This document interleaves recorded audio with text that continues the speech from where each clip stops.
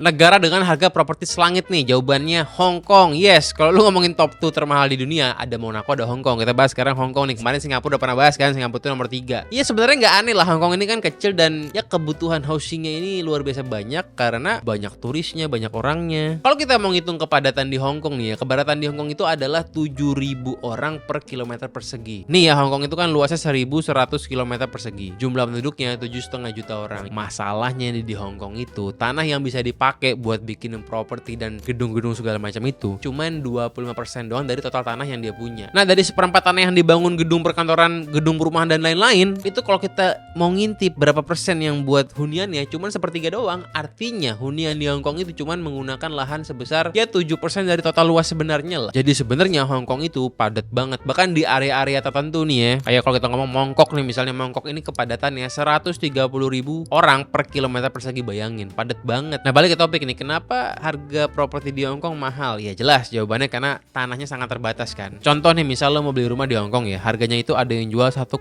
juta dolar. Ya kalau di Indonesia nih ya, duit 1,2 juta dolar alias hampir 20 miliar bisa membuat lo punya rumah di belakang Citos dengan kolam berenang. Nah, tapi di Hong Kong duit segitu banyak hanya bisa membeli apartemen, rumah flat gitu ya, di daerah pinggiran macam di Taiwan sebesar 32 meter persegi. Bayangin, buset dah. Saking mahalnya Hong Kong nih ya, tingkat kepemilikan rumah di Hong Kong hanya 50% doang. Beda sama Singapura. Singapura itu kan kemarin 90% yang punya rumah. Nah, apa kebijakan yang pemerintah lakukan buat mengatasi isu kemahalan harga properti ini? Ya sekarang mereka lagi bikin banyak social housing nih. Mereka mau naikin supply-nya supaya harganya bisa lebih terkontrol lah. Memang begitu caranya kan. Contohnya nih ya, kayak di daerah Northern Metropolis, mereka tuh lagi garap 900.000 unit hunian. Mereka juga bikin proyek reklamasi tambahan-tambahan baru nih, karena tanahnya emang dibutuhkan banyak lagi. Nanti di tanah reklamasi itu bakal dibangun lagi tambahan 200-400.000 unit hunian tambahan. Tapi gini ya, bangun rusun tuh gampang. Indonesia pun juga bisa bangun apartemen. Kita nih supply hunian sebenarnya dibilang kekurangan nggak bener-bener amat kalau dibilang kekurangan. Tapi kenapa banyak apartemen kosong di Jakarta misalnya? Karena emang itu nggak match tuh. Supply-nya nggak ketemu sama demand-nya. Demand-nya mintanya harga rendah, supply-nya harganya nggak rendah. Kan akhirnya bukan kekurangan hunian, tapi nggak match aja gitu loh. Jadi kalau kita mengurangi backlog perumahan nih ya, yang sebenarnya harus dipikirin itu bukan sekadar ngebangun dan nambahin supply-nya doang, tapi gimana bisa ngebangun nambahin supply-nya sesuai yang dibutuhkan oleh si demand-nya, begitu loh. Dan ya sepertinya di Hong Kong ini langkahnya cukup baik karena bisa dibilang dari zaman properti boom tahun 2021, harganya ini sekarang udah lebih terkontrol, turun belasan persen lah harga-harga properti di Hong Kong. Tapi ya tetap aja, nyari public housing di Hong Kong tidak semudah di Singapura. Bahkan ada yang bilang lu harus ngantri sampai 6 tahun buat dapetin unit hunian lu tuh.